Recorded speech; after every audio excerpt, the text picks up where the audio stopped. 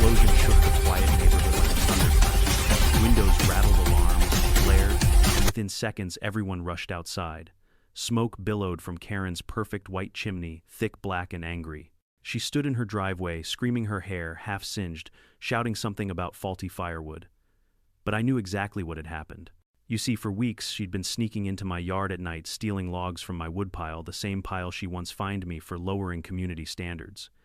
Every time I replaced the missing firewood, more disappeared. So I stopped replacing it with regular logs. I got creative, because in an HOA like ours, reason doesn't work with people like Karen. They only learn when things blow up in their face. Before we dive in, let me know where you're watching from and what time it is, and don't forget to subscribe for more insane HOA stories like this one. Before all the chaos and smoke, life in Maple Ridge Estates used to be quiet. Too quiet, actually. It's one of those HOA neighborhoods that looks like it came straight out of a magazine. White picket, fences, manicured lawns, and neighbors who smile only when someone's watching. I moved here 8 years ago after my wife passed. I figured I could use some peace and maybe a place where the rules kept things simple. I was wrong. At first I kept to myself. I worked from home as a freelance mechanical engineer, doing design work for local factories.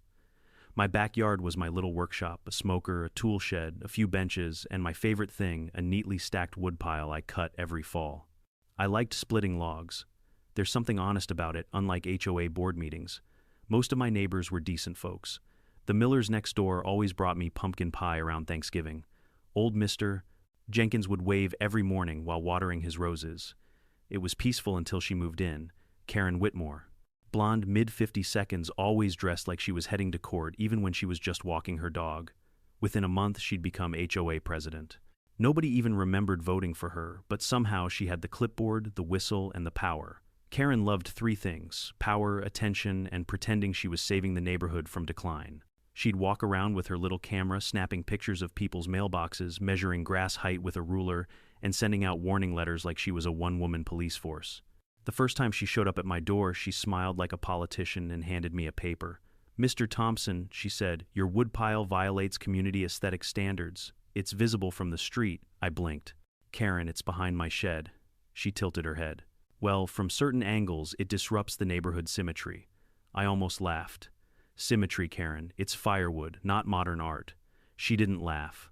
"You'll need to relocate it within 10 days or the HOA will issue a fine." Then she turned and walked off like a judge leaving a courtroom. I didn't move it, I just stacked it neater behind my fence. That should have been the end of it. But Karen never stops. When she feels ignored, she escalates. A week later, I came home from the grocery store and noticed something odd. My woodpile looked smaller. At first, I thought maybe my memory was off. I'm getting older, sure, but not that forgetful. So I counted the logs. I keep track, always have. About 20 pieces were missing. I scratched my head and figured maybe the landscapers took some by mistake, or a neighbor borrowed a few during the cold snap. No big deal. I didn't even lock the gate, it's a small community. But 2 days later, more wood was gone. Then again, always the same pattern. Every other night, about a dozen logs disappeared. I started asking around casually. "Hey, anyone seen someone messing with my woodpile?" Miss Jenkins shrugged. "Probably kids. You know, wintertime mischief." But no kid was lugging 40 pounds of oak logs through the night.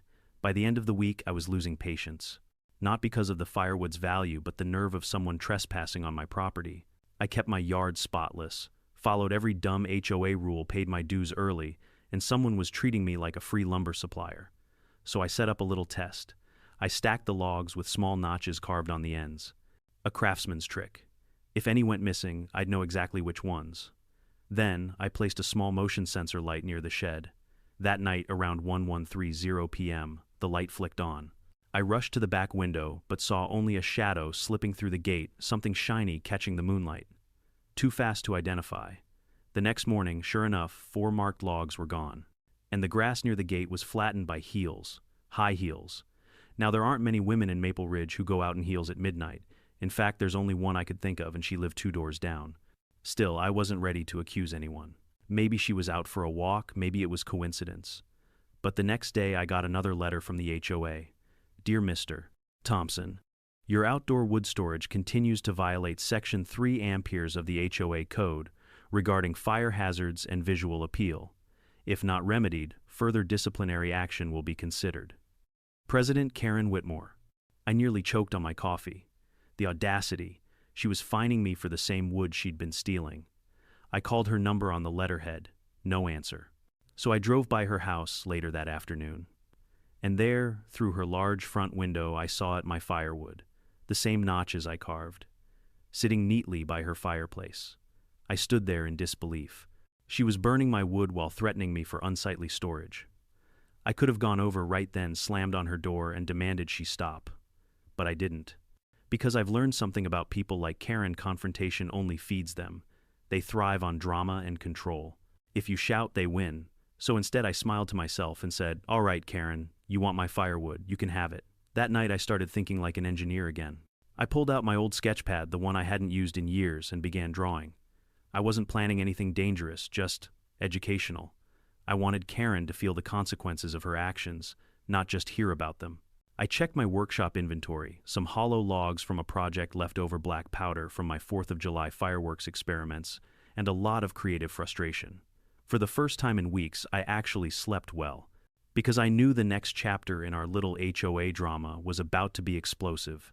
I didn't sleep much the next few nights. Not because I was worried, no, it was excitement, the kind that crawls under your skin when you know you're onto something. I'd been planning the setup in my head like an engineer with a grudge and a sense of humor. But before I could pull the trigger, I needed solid proof, undeniable, irrefutable camera in her face, evidence that Karen was the thief. So I went full surveillance mode. I bought 2 small outdoor security cameras, the kind with night vision and cloud backup, and mounted one above the tool shed, angled perfectly toward the woodpile. The other I hid in the gutter overlooking the backyard gate.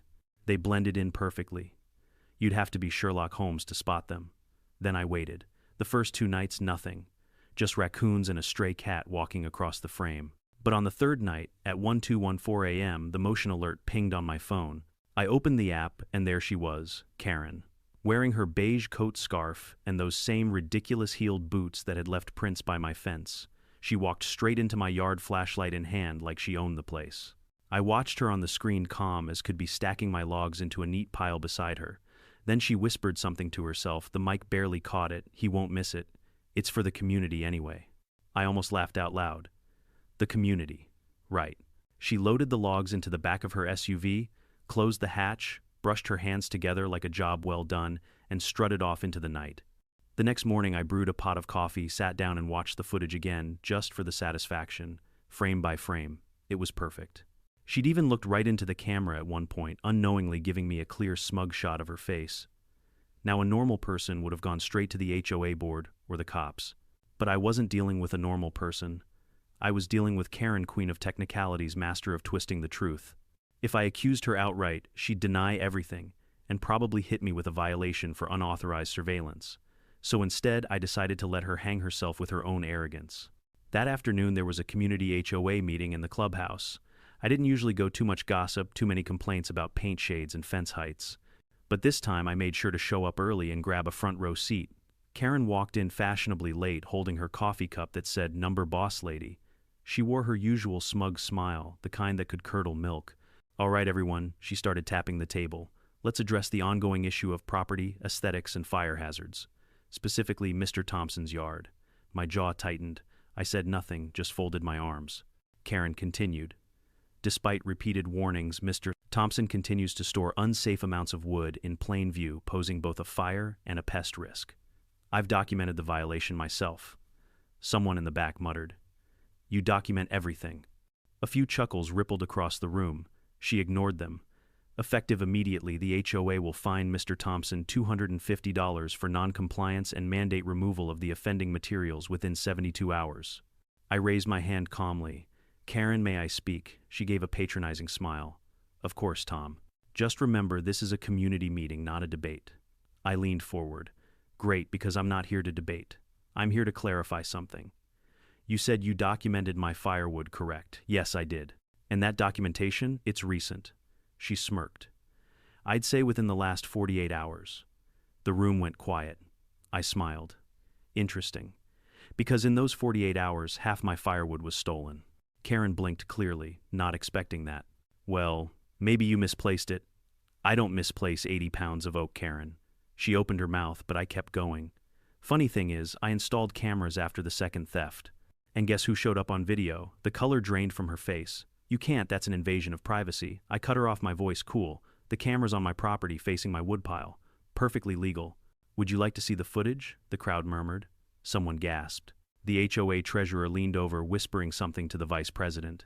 Karen stammered. This is harassment. You're twisting this to no, Karen, I said, leaning back. I'm not twisting anything. You were caught red-handed, or maybe red-heeled. Laughter erupted around the room. Even the normally silent HOA secretary had to cover her mouth. Karen's face turned crimson. You're lying. Want me to play the video? I asked, holding up my phone. Because I brought it with me. She froze. You could see the panic behind her eyes, the gears turning, trying to calculate how bad it would look. Finally, she puffed up her chest and hissed, "You'll regret this." Then she stormed out. The meeting descended into chaos, people talking over each other, some defending her, others laughing. The vice president finally stood up and said, "We'll review this matter further." But I could tell from the looks around the room the tide was turning. People were tired of her tyranny. That night I checked the footage again, saved it to multiple drives, and even emailed a copy to myself just in case she got any bright ideas about data breaches. The next few days were blissfully quiet. No letters. No warnings. No Karen marching past my house. For a moment I thought maybe she'd learned her lesson. But Karen doesn't quit. She retaliates. 3 days later I got a citation in the mail from the HOA for unauthorized security installations visible from the street. My cameras. I laughed so hard I nearly spilled my coffee. She was doubling down. That's when I decided it was time to move to phase 2.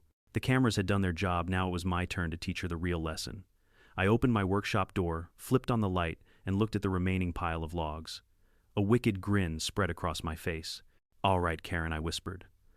"Let's make your next fireplace a little more memorable." When you've spent 30 years as a mechanical engineer, you don't just see objects, you see possibilities. Every tool, every material, every bolt of wood has potential energy waiting to be directed. And after what Karen pulled, I was about to direct mine. Now, to be clear, I wasn't planning to hurt anyone. I wanted something poetic justice, that is. Something that would make Karen rethink her life choices every time she struck a match. So I started sketching in my workshop late one evening, a cup of black coffee in one hand and my old drafting pencil in the other. On my notepad, I wrote in big block letters, "The Firewood Project." It sounded almost professional, like a company name. Thompson's Thermodynamic Retribution. I chuckled to myself. Here was the plan I'd make. A few hollow logs, lightweight but realistic, using some scrap oak I'd saved. Then I'd insert small charges of black powder, not explosives, mind you, just enough to cause a loud pop and a burst of smoke when ignited. The kind of stuff people use for homemade fireworks. Safe but dramatic. It took me a couple of days to get everything right. I drilled out the cores with my lathe, carefully hollowing them halfway, then plugged the ends with bark pieces so they looked solid. The trick was subtlety. The log had to look identical to the others. I brushed them with ash to dull the color, and stacked them right in the middle of the pile among the real wood. Each one was a masterpiece of petty revenge engineering. While I worked, I couldn't help narrating in my head like a YouTube DIY channel. Step 1, identify your Karen. Step 2, wait for her to commit the crime. Step 3, make science fun again. But before setting the trap, I wanted to make sure she was still stealing. It had been a few quiet days since the HOA meeting, and part of me wondered if the humiliation had scared her off. Then again, this was Karen, the kind of person who would rather set her reputation on fire than admit fault. So I gave it time. On the 5th night, I saw a faint flashlight beam cutting through the darkness of my backyard. I watched through the curtains, sipping whiskey, as the silhouette of Karen crept toward my woodpile once again. Her SUV idled by the curb, headlights off, trunk open. She still had the nerve. I whispered to myself. "Atta girl." The camera caught everything, the same gloves, the same coat, the same self-satisfied smirk as she loaded my logs into her vehicle. And among those logs were my 3 hollow masterpieces. Once she drove off, I turned off the lights, leaned back in my chair, and exhaled slowly. The job was done. The fuse, metaphorically speaking, was set. The next morning, I went about my routine as usual. Coffee, email, reading the HOA bulletin that had arrived, another gem full of reminder notices from Karen's desk. I couldn't help but laugh at the irony, her name printed right above a paragraph about the importance of neighborly respect. Around noon, I decided to take a walk through the neighborhood. As I passed Karen's house, I saw her in the driveway chatting with one of her loyal followers, Mrs. Beasley, the HOA treasurer, and self-proclaimed community moral compass. They were standing beside Karen's garage, sipping tea. Behind them, I noticed something new. A shiny steel log holder stacked high with firewood. My firewood. I recognized the exact cut pattern my saw left, a distinct angle that wasn't factory standard. I smiled politely as I walked by. "Morning, ladies," I said. Karen turned her tone clipped and overly sweet. "Good afternoon, Tom. Lovely day, isn't it?" "Oh, perfect weather," I replied. "A bit windy, though. Wouldn't want anything flammable lying around." Her smile tightened. "Don't worry, I know how to handle fire." "I bet you do," I thought. That night, I went to bed early. I wasn't expecting anything spectacular, maybe a loud pop, some smoke, and a frantic Karen waving a broom. But what happened? Well, it was beyond even my imagination. It started around 8:45 p.m. I was watching a rerun of Mythbusters, fittingly enough, when a dull boom echoed through the distance. I turned down the volume, then another boom louder this time, then silence. Followed by the faint, unmistakable sound of someone screaming, "Oh my God!" I stepped out onto my porch and saw a plume of gray smoke rising above the row of houses. The smell of burnt ash drifted faintly through the air. A few neighbors were already gathering in the cul-de-sac, phones out, trying to see what happened. I kept my expression neutral as I walked toward the commotion. Karen's house stood out immediately, her front windows fogged with smoke, her chimney belching like a factory. The decorative wreath on her door was half singed. Karen stood in the yard, hair frizzed, face blackened with soot, wearing a silk robe that now looked like something rescued from a barbecue pit. She was shouting at a firefighter, waving her arms wildly. It just exploded. Out of nowhere, I was burning a few logs, and then boom. The firefighter was trying hard not to smile. "Ma'am, it looks like you had some kind of combustion buildup. Maybe something inside the wood caught fire too fast." Karen blinked. "Are you saying it's my fault?" The man shrugged. "Could be a lot of things. Maybe you bought bad wood." "Oh, I didn't buy it," she said, and then stopped herself mid-sentence. I raised an eyebrow. "Oh, really?" She glared at me, realizing what she'd said. "I mean, I sourced it locally." "Sourced," I repeated. "That's one way to put it." Everyone in the crowd turned toward me. The Millers were whispering, Mr. Jenkins was smirking, and even the firefighters looked amused. Karen's face turned the color of her bathrobe, or what was left of it. "I should call the HOA," she snapped. "I think they're already here," I said, nodding toward Mrs. Beasley, who had just arrived, phone in hand, and looking absolutely mortified. "Karen," Mrs. Beasley whispered, "people are talking. Did you really know?" Karen barked. "I would never steal," I interrupted her softly. "Funny. Because I have the footage that says otherwise." Karen's jaw dropped. The firefighters exchanged glances. At that moment, I didn't even feel angry anymore, just satisfied. Like watching a perfectly engineered system complete its function, precise, efficient, inevitable. That night, after the fire trucks left and the neighborhood settled down, I sat on my porch with a cold beer and looked at the faint orange glow still flickering through Karen's windows. Somewhere in the distance, a dog barked. I raised my glass and whispered to the stars, to science. The morning after the incident, the neighborhood group chat was pure chaos. My phone buzzed nonstop. "Did you hear the explosion? Karen's fireplace blew up, I swear. I saw sparks shoot out of her chimney." I sipped my coffee and scrolled through the messages, pretending to be just another concerned neighbor. "Hope she's okay," I typed with a perfectly measured dose of sincerity. By noon, a fire inspection truck was parked outside Karen's house, along with 2 HOA board members, and of course Karen herself still shaking off the embarrassment like a wet cat. She was wearing oversized sunglasses and a hat that screamed, "Don't look at me," but everyone was looking anyway.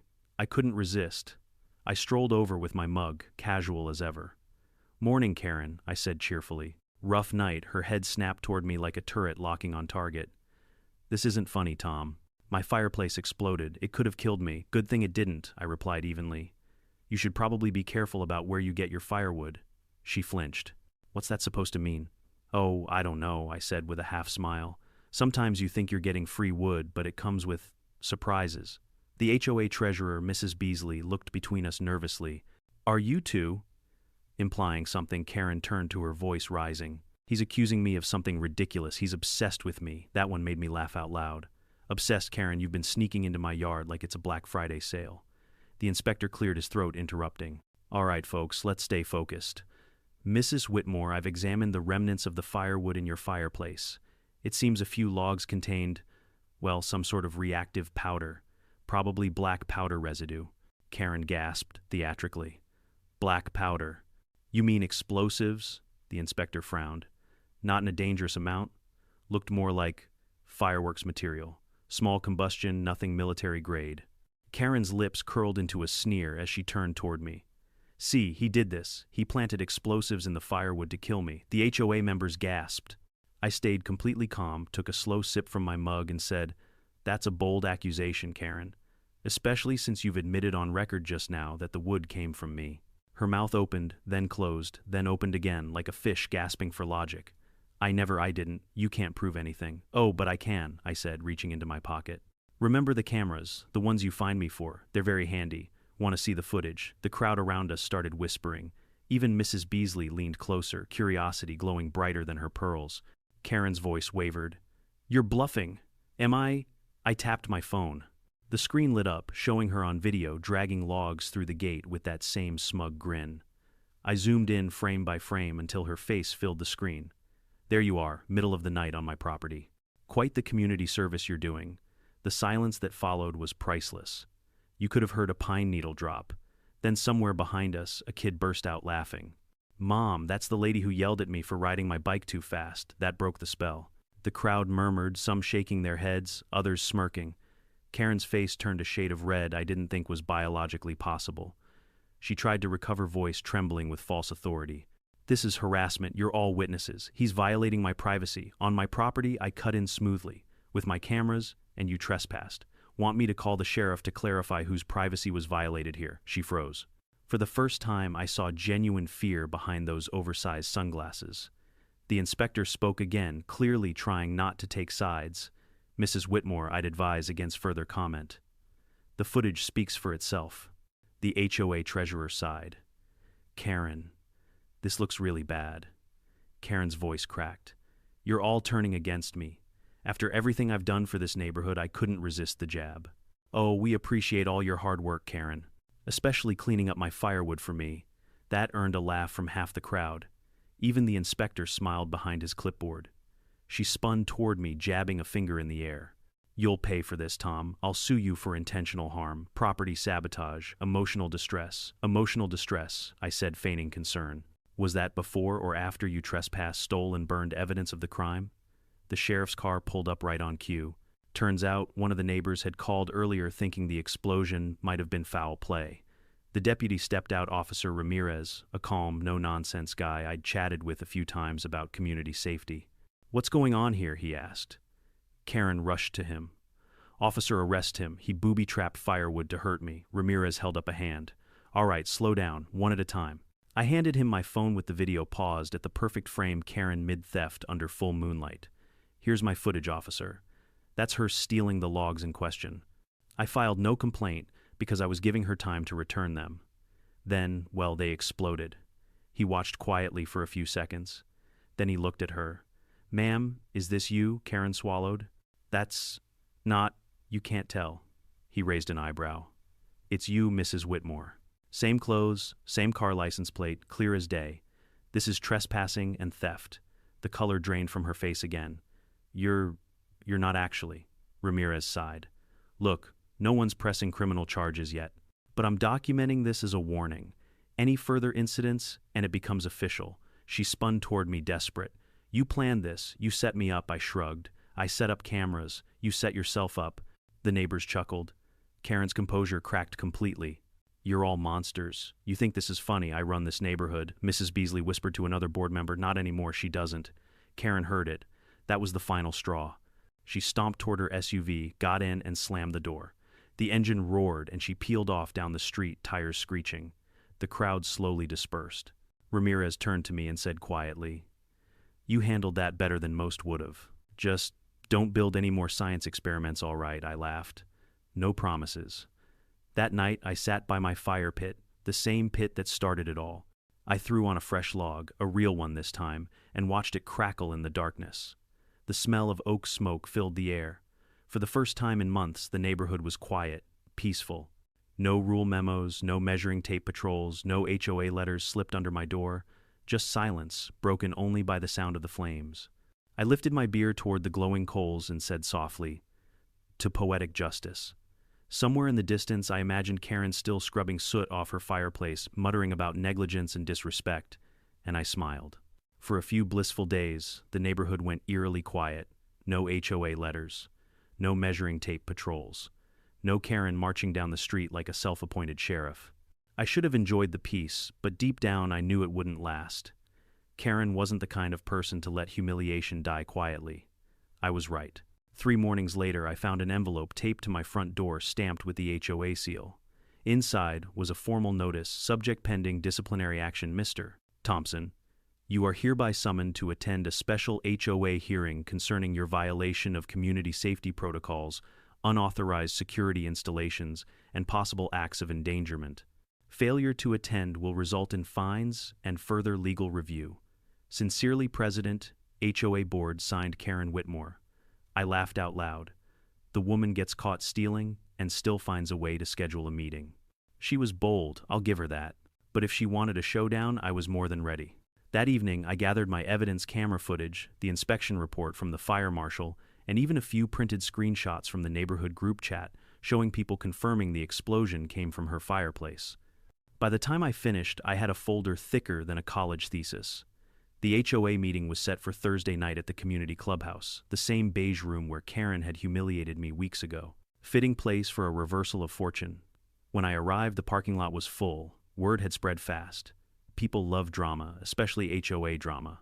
Even folks who usually skipped meetings were there, whispering excitedly like they'd come for a courtroom showdown. Karen sat at the head of the long table, chin raised, flanked by her loyalists, Mrs. Beasley, who looked like she wanted to sink into her chair, and 2 newer board members who wore matching expressions of regret. Mr. Thompson, Karen said as I entered, her tone sharp. Please take a seat. We'll begin shortly. Thank you, Madam President, I said with mock politeness. Though I'm surprised you're still calling yourself that. Her nostrils flared, but she kept her voice cool. We'll see who keeps their title after tonight, the audience murmured. You could feel the tension buzzing in the air like static. Karen launched into her official statement, filled with words like reckless, malicious intent, and endangerment.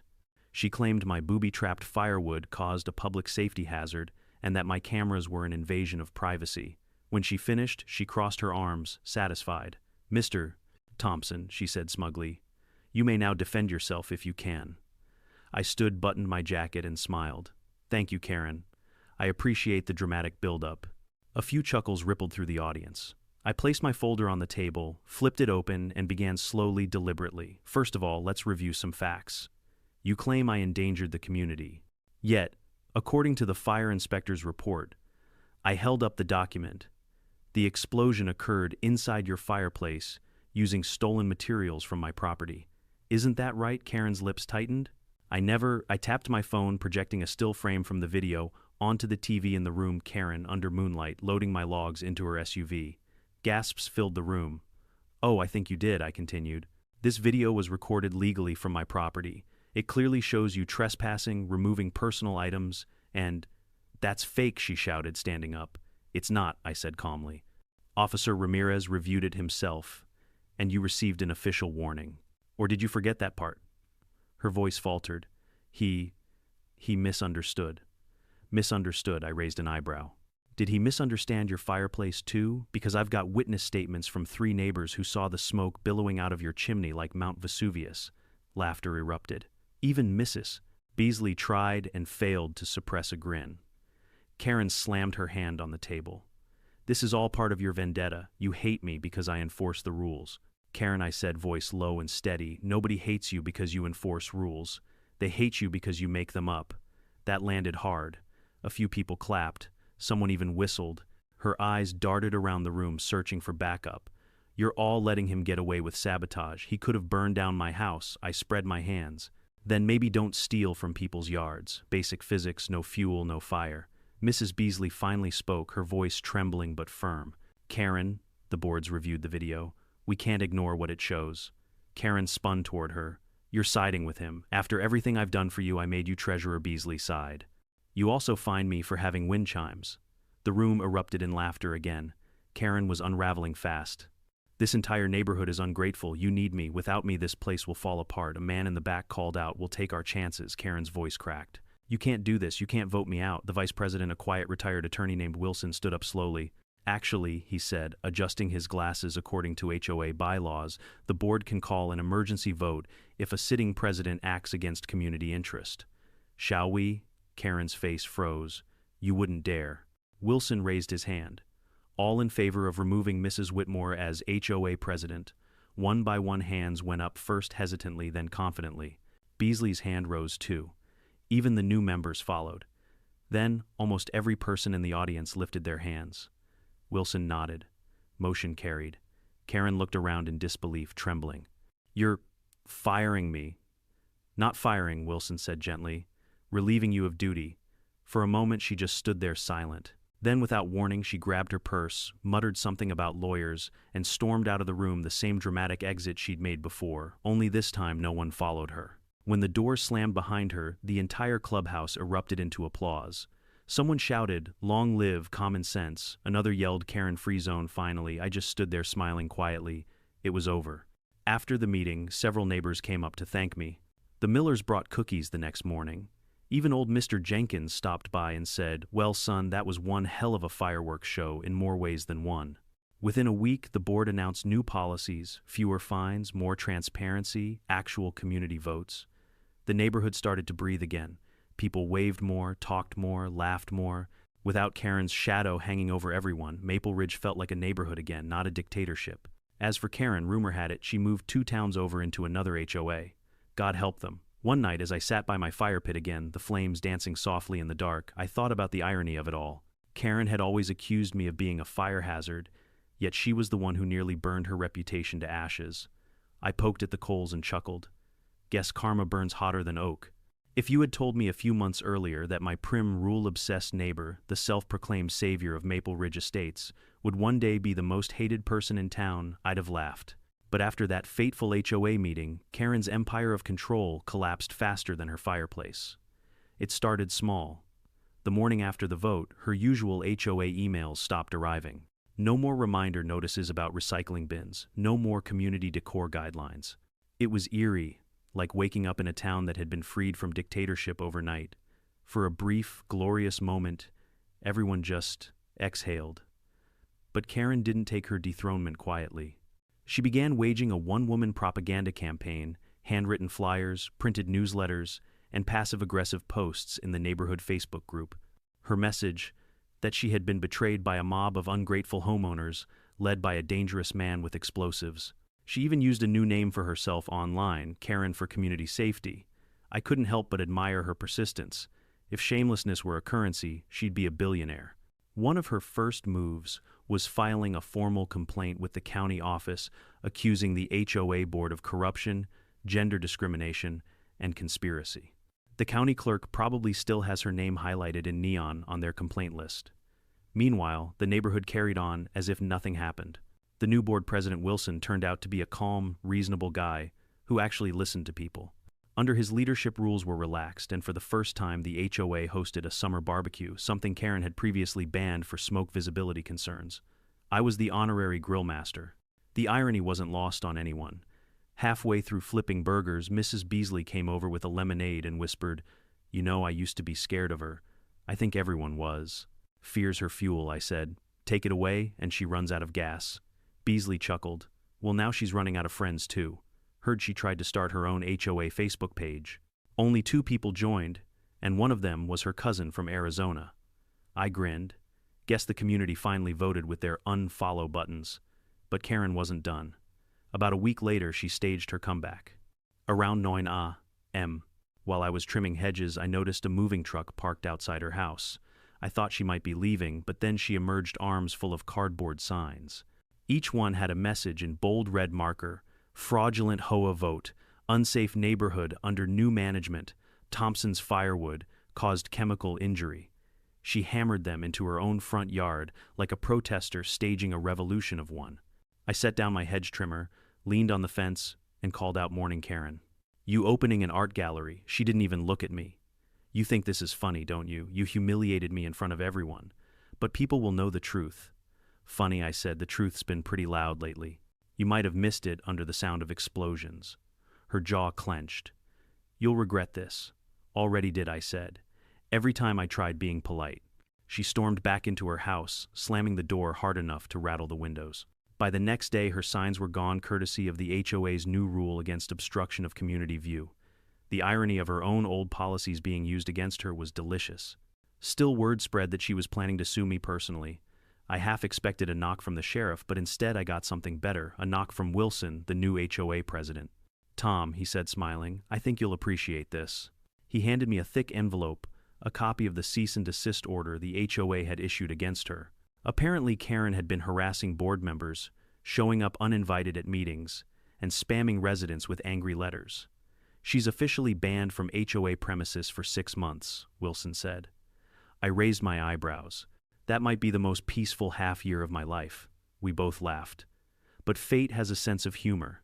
2 days later, Karen's water heater burst, flooding her basement. She called the HOA maintenance line, the same line she used to micromanage, and was told very politely that she was no longer eligible for HOA maintenance assistance. I wish I could say I didn't enjoy hearing her screaming through her front door at the plumber. I really do. But I enjoyed it immensely. By late summer, she finally cracked. One morning I woke up to see a for sale sign planted in her yard, bright red and freshly painted. Rumor had it she was moving to a more civilized community 3 counties away. The day the moving truck arrived, half the neighborhood came out to walk their dogs or get the mail. People weren't subtle. Even Mr. Jenkins brought out a lawn chair. Karen was furious. "You're all vultures," she shouted, waving her arms as the movers loaded her furniture. Ungrateful, ignorant, small-minded. Careful, I called out from my porch, the last person who called us that had an unfortunate run-in with their fireplace. That earned a round of muffled laughter. Karen glared daggers at me, then turned away, climbing into her SUV. As she drove off, she stopped right in front of my house, rolled down the window and shouted, "You haven't seen the last of me, Thompson." I raised my beer and smiled. "If I do, I'll install another camera." She slammed the gas pedal, and just like that, she was gone. For a long moment, the neighborhood stood in silence. Then, as if on cue, someone started clapping. Then another. Within seconds, the whole street erupted into applause and cheers. It was like we'd all been released from a long collective nightmare. Wilson walked over, grinning. "Well, Tom, I think it's safe to say you're a local hero." "Hero's a strong word," I said, chuckling. "I just lit the fuse." He laughed. "Literally." From that day on, life at Maple Ridge changed completely. The new board was fair and transparent. The petty letters stopped. The annual barbecue became a regular tradition. Even Karen's old no decorations rule was scrapped, and come December, the neighborhood lit up like a Christmas movie. I'd sit by my fire pit most evenings, sometimes joined by neighbors who'd bring over drinks and stories. Every so often, someone would bring up the great Firewood explosion, and we'd all laugh until our sides hurt. Sometimes I'd think back to the start of it all, the stolen logs, the ridiculous fines, the camera footage that started a revolution. Funny how something so small could spark such big change. And maybe that was the real lesson in an HOA, as in life sometimes the only way to fight nonsense is with a little well-aimed chaos. I leaned back in my chair, watching the flames dance against the night sky. The air was calm, the stars bright, and for the first time in a long while, Maple Ridge felt like home again. The first autumn after Karen left was the calmest Maple Ridge had been in years. For the first time, the sound of lawnmowers, kids' laughter, and friendly chatter replaced the shrill echo of HOA citations. You could almost feel the weight lifted off the air, like the whole neighborhood had been holding its breath for years and finally exhaled. I remember walking down the street, one chilly morning coffee mug in hand, watching neighbors string up lights for the upcoming Harvest Festival. Something Karen would have called a community hazard due to electrical clutter. Now it was a celebration. Mrs. Miller waved at me from her porch. "Tom, we're hosting chili night next weekend. You're bringing the wood, right?" I laughed. "Real wood this time, I promise." "Good," she said, winking. "We don't need fireworks indoors." That joke had become legend around here. Even new residents who'd moved in after Karen's exile knew the story. They'd lower their voices like it was a ghost tale the night Karen's fireplace went boom. Some said it was exaggerated, others swore it was justice. I never confirmed or denied it. A good myth needs mystery. Life settled into a rhythm I hadn't felt in years. My backyard workshop became a small neighborhood hub. People dropped by not to complain, but to borrow tools, ask advice, or just talk. I'd built a new fire pit a little bigger this time, lined with stone surrounded by wooden benches. Every weekend we'd gather there, families, couples, kids, even Wilson, the new HOA president. We'd roast marshmallows, grill steaks, swap stories. And every once in a while, someone would glance toward the old corner lot where Karen's house used to stand. After she left, it sat empty for months. Realtors came and went. Buyers would tour the place, then leave shaking their heads. Some said it was overpriced, others said it had bad energy. Eventually, a retired couple bought it. Sweet people, they planted flowers out front, and even hosted a welcome brunch for the whole block. When I walked up their driveway with a basket of firewood, yes, regular wood, the husband smiled. "You're the guy from the story, huh? Depends which version you heard," I said. He chuckled. "The one where you outsmarted a tyrant with a pile of kindling." I shrugged. "That sounds about right." He handed me a beer. "Good man. Every neighborhood needs someone who stands up to nonsense." Maybe he was right. Or maybe I'd just gotten lucky. Lucky that karma decided to use me as its delivery driver. A few weeks later, I was back in my workshop tinkering with a small project when a familiar voice startled me. "Still playing with fire, I see." I turned around and froze. Karen. She stood by the open gate, arms crossed, wearing sunglasses and a scarf, as if she'd just walked out of a courtroom drama. Her hair was darker, now cut shorter, but that posture, that mix of pride and resentment, hadn't changed a bit. I wiped my hands on a rag. "Well, I'll be damned." The ghost returns. She stepped closer. "I just came to get the rest of my things." "Your things?" I asked, confused. "You sold the house." She hesitated. "Some decorations. In the shed. The new owners said I could pick them up." I studied her face. There was no fire in her eyes this time, just exhaustion. She looked smaller somehow, like the years had finally caught up to her. "All right," I said. "Shed's around back. But I'll come with you. Wouldn't want you taking the wrong firewood again." That earned me the faintest smirk. As we walked, she glanced around the yard. "You've made the place nicer." "Thanks," I said. "It's easier when no one's threatening to fine you for existing." She sighed. "I wasn't trying to be cruel, Tom. I just wanted things to be orderly. Controlled." "Yeah," I said softly. "That's the problem. People aren't meant to live under control, not like that. A neighborhood isn't a military base." She didn't answer. Just opened the shed, took out a dusty box, and stared at it for a while. "You made me the joke of this town," she said quietly. "Do you have any idea how humiliating that was?" I looked her straight in the eye. "Karen, you did that to yourself." I just held up the mirror. For a moment she looked like she wanted to argue. Then her shoulders dropped, and she nodded slowly. "Maybe you're right." When she turned to leave, she paused at the gate. "You know they call me HOA Karen online now. Someone even made a meme." "Internet's undefeated," I said with a small grin. She didn't smile back. "Take care, Tom." And just like that, she walked away, no threats, no yelling, no fanfare. For the first time, Karen left quietly. I stood there for a long while, staring at the empty street. The wind rustled through the trees, carrying the faint scent of pine and ash. I couldn't help but feel something. Not pity exactly, more like closure. Because the truth was, Karen wasn't just a villain. She was a warning of what happens when control becomes obsession, when pride blinds you to decency. That night, the neighborhood gathered again around the fire pit. The flames flickered against the circle of smiling faces, faces that had once avoided eye contact for fear of being fined for improper lighting. Wilson raised his glass. "To peace, and to the man who reminded us that standing up to bullies never goes out of style." Everyone cheered. Someone shouted, "To Tom in the Great Firewood Incident." I laughed, lifting my bottle. "To Karen," I said, smirking. "May her next neighborhood have better insurance." The whole circle burst out laughing. As the fire crackled and the night deepened, I leaned back and watched sparks drift into the sky. They looked like tiny stars breaking free, wild, bright, untamed. And I realized something: revenge had never really been the point. It wasn't about payback. It was about balance, about reminding people that respect once taken for granted will eventually demand to be restored. Sometimes through words, sometimes through fire. When I finally headed inside, I glanced one last time at the glowing embers. They pulsed gently in the darkness like a heartbeat. Peaceful, alive. And for the first time since I'd moved to Maple Ridge, I felt truly home. In life, there's a fine line between order and control, and once you cross it, even good intentions can turn toxic. Karen thought she was protecting the community, but she was really suffocating it. Her downfall wasn't caused by firewood or fireworks. It was caused by arrogance, by the belief that she was untouchable. And maybe that's why stories like this resonate. Because we've all met a Karen at some point, someone who uses power to belittle others, who mistakes control for leadership. But when truth and patience collide with that kind of ego, justice has a way of showing up. Sometimes loud, sometimes messy, but always poetic. So here's the lesson: respect goes both ways. Treat people fairly, mind your own yard, And don't steal someone else's wood, literal or metaphorical. What would you have done in my place? Drop your thoughts in the comments, and if you enjoyed the ride, don't forget to subscribe for more wild, true-to-life HOA dramas. Because in this neighborhood, karma always collects.